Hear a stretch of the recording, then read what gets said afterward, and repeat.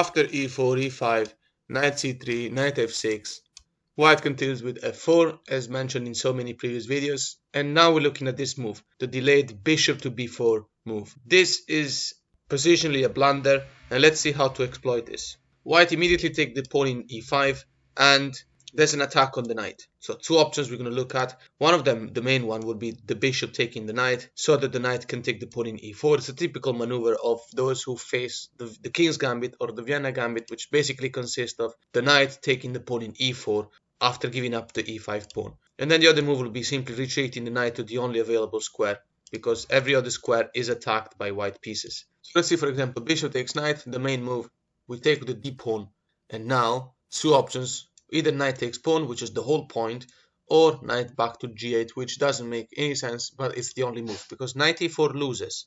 You simply play queen to g4. You're attacking the knight and the pawn in g6, infiltrating against this rook. Bishops are both releasable. You can use them for an attack, potentially bishop h6 as soon as the rook moves to f8.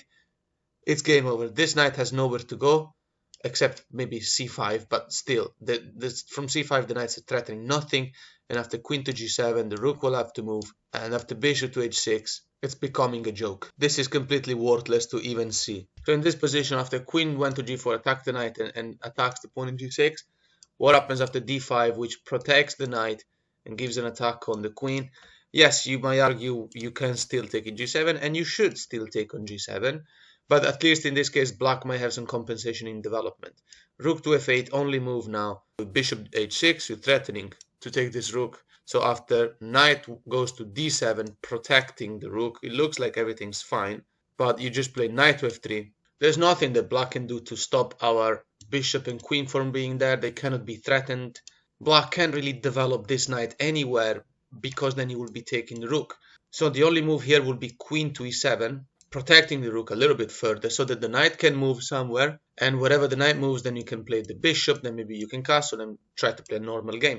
The problem is you still lose the exchange no matter what. This rook can't move without being taken. White's best move now after queen e7 is bishop to d3, and the move we're going to go through now is b6. The reason is simple, because as mentioned, this knight cannot move without you simply losing the exchange. Black is also down a pawn, so this move is maybe to play bishop e6 and then castle alongside, but it's just too late. White castles, and after bishop e7, knight to d4. So it looks like black can castle now, but look, the position has been evaluated +4 for the last 5 of 6 moves or something. The thing is, white is winning completely simply with this move, e6. So now you know everything that's going to happen, and if the black player really tries something, there's a threat per every move. Here, the best move according to the engine would be rook to g8. The reason is black can't really move this knight to save it. Well, taking the pawn is not possible because the queen will be taken for free.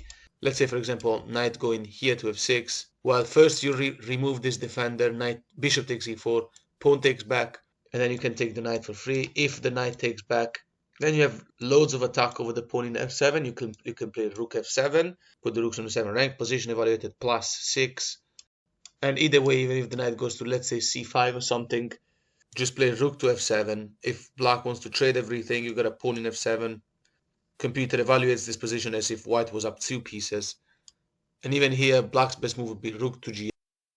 And now, crazy enough, the best move is not to take the knight, although you're still okay. The best move is to take with the queen, threatening this queen while still threatening to take the knight with the pawn. But now you're wondering, after queen takes and pawn takes, you no longer have an attack on the knight, but you have an attack on the rook, and the rook can't move anywhere without being taken except h8. But after h8, knight e6 comes, and you're gonna clear up those pieces to have an easier promotion, because right now the black rook in d8 cannot move anywhere without being taken. After taking it, your f7 pawn will be the winner. So let's make a recap. You see what an amazing game the Vienna is. f4 and bishop b4 now. Okay, take the pawn. We're looking at the variation where bishop takes knight first. Okay, take with the d pawn, knight e4, and now queen g4 wins the game. If black continues and plays d5, okay, queen to g7. And now, instead of rook f8, let's look at queen h4 check, just to make sure that nothing happens. g3, and you're simply attacking the rook whilst you're attacking the queen, so you're winning the game.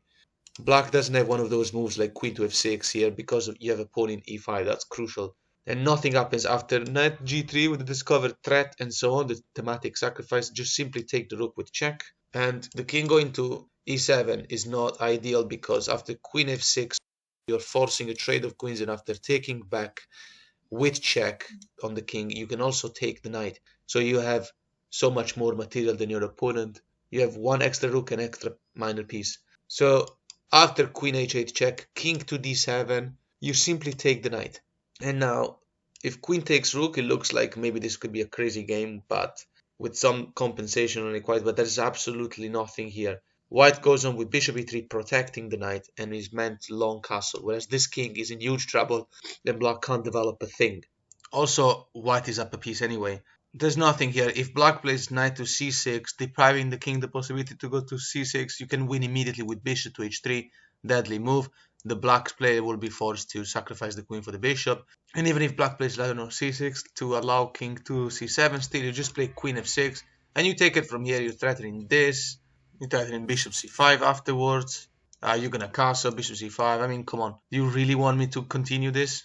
And just for the sake of it, let's look at the other variation, how to more or less take the setup when, okay, after f4 and bishop to b4, we take the pawn. Now we're going to go through, once again, bishop takes, we take back, and now knight to g8. So that's the other setup that we're going to look at. This is pointless now. We're out of every theory or trap or anything. This is just rubbish. White goes on with knight f3 to stop annoying checks like queen to h4. That would have been annoying to meet, although still okay. Now, two options, let's explore. One of them is d6, for example. Looks like a very natural move, but it doesn't work because you're just going to take, and also this is going to isolate the pawn for our opponent. We have the bishop pair, an extra pawn on top of this. Position I've already evaluated like +3 or something like that. The best way to take this setup, okay, this pawn also cannot even be ever recovered. Whether black takes it and isolates it straight away, you can play bishop f4, or if black plays with the queen, okay, take, bishop f4 attacks the pawn. Black plays king to e7 to defend it because, well, pushing is not possible because you just lose it anyway.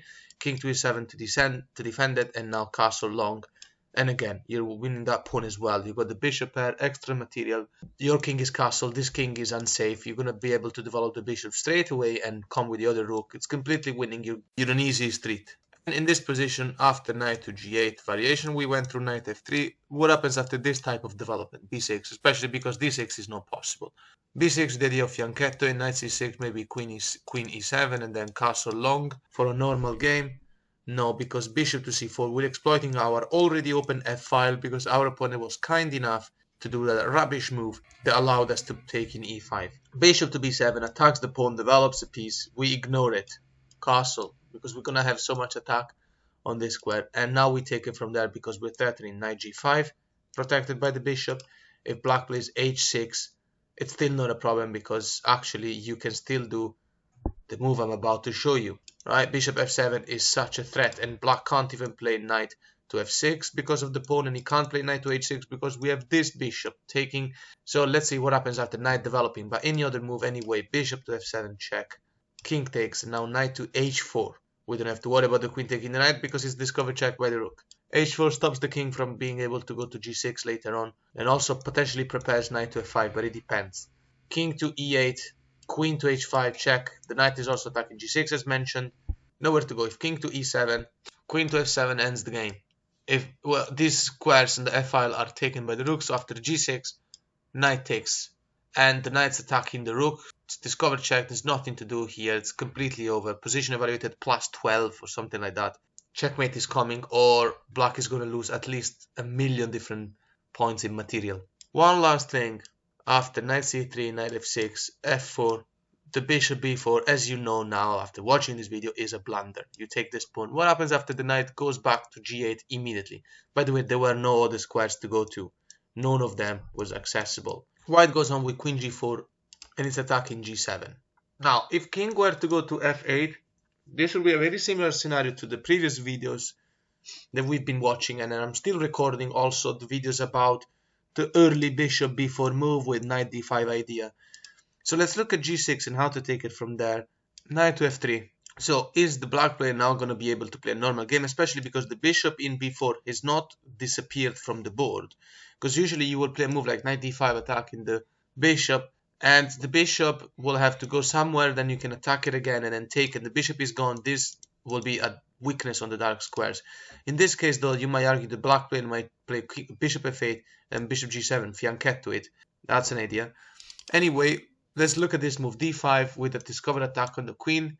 Simply play queen to f4. Now we got double attack on the pawn in d5, so if black plays something like knight d5, then that's really bad because you just take the pawn here, completely winning position already.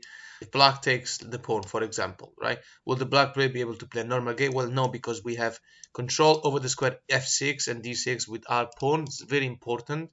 We have attack on the square e4, and the black player has a weakness on the dark squares unless he wants to waste tempos and go back to f8 and then g7, but then too many times you're going to play bishop c4, castle, going to have so much attack on f7, and this is a weakness. Black can never play f6 because of the gift he gave us by allowing to take the pawn in e5, and now our pawn in e5 is just too strong. Let's look at a few normal moves now. Take the pawn first, knight c6, bishop to c4. So here we're threatening the inevitable. No, it's not inevitable. Black plays the best move, queen to e7, stopping that. And now white simply castles. Black plays the best move, bishop to f5, and now d4. And after long castle, is the black player going to play a normal game? Well, no, because he can't move anything anymore. c3 is thematic move. The bishop got nowhere to go except a5. And now white plays knight to g3, attacking the bishop, threatening to destroy the pawn structure and win a pawn, so that's not ideal. After bishop to e6, surprisingly we take. Well, not really surprisingly, because if queen takes, then knight g5 will allow you triple attack over the pawn in f7 with an attack on the queen as well. You're winning more material and you're going to the 7th rank. If pawn takes, simply b4 attacking the bishop, only move bishop b6. All of these are forced move. And now a4, threatening a5, winning the bishop. So after a6, giving a shelter for the bishop, queen to e4, putting pressure on this diagonal because we want to play b5 at some point. After best move, which is queen to e8, all of them are engine moves, but still pointless. b5, and after take, black's best move is knight c to e7, obviously with the idea of going to potential good-looking squares. White plays knight to g5, attacking this pawn, and now nothing really saves the black player. Knight to d5 is a blunder because c4, and now this diagonal is cleared because the knight will have to move. When the knight moves after rook check and then swapping with the rook, you will have queen b7 available. It's game over. White has no weaknesses. The knight's ready to jump. The rook's ready to go to the 7th rank. And in this position, after knight g5 attacking this pawn, couldn't really be defended any other way. Let's see knight f5 allowing queen to defend it. Looks interesting, but now you go with the plan that I was describing. So now you know how to take it. Rook 8 check, king d7, rook swap. And now taking with the queen just allows you to play knight f7. So after king takes, allowing the queen to do more stuff and to protect more squares. Either way, queen to b7, position has been evaluated +7 for a while. White is meant to play queen a8, so for example, if knight goes to, well, e7 is not possible because knight e6 will come with check. Knight to h6 to develop is met by knight to e4. And now the idea is the unstoppable, super strong bishop g5 move that wins the game because king d7 is not possible because of queen c6. Even after knight f6 stopping the bishop from going to g5, you still have queen b8 check. 2 d7 is met by knight f6, royal fork, king to e7 is met by bishop a3. And now it's game over, unless black plays c5, but you can take it en passant, right? Make the com very soon.